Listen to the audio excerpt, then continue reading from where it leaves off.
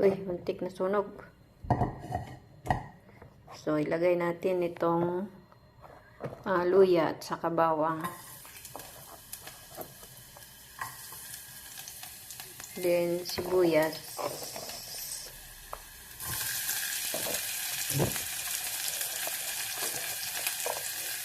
Bango. Then, kamatis. Yan lang. Wala lang siyang, walang manok, walang isda, walang ihahalo. Kung ito lang. Saka asin, yun lang.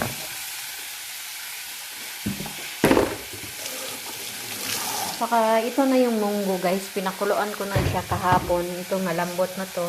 Sa rice cooker ko siya pinakuluan para mabilis. Yan. So, haluin natin ito. Igisa lang para masarap. Tapos, saka na ilagay doon.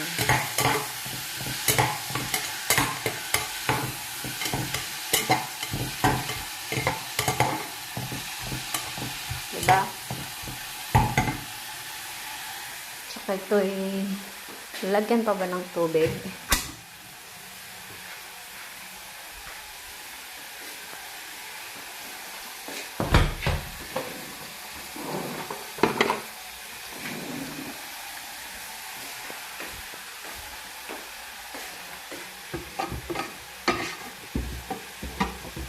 Lagyan ko pa siya ng tubig kasi hindi siya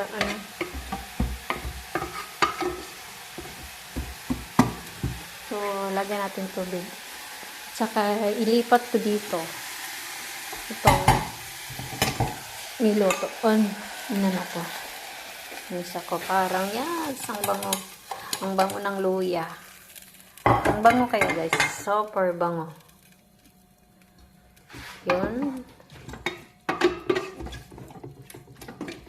Yun na. At saka ilagay natin yung alagbati.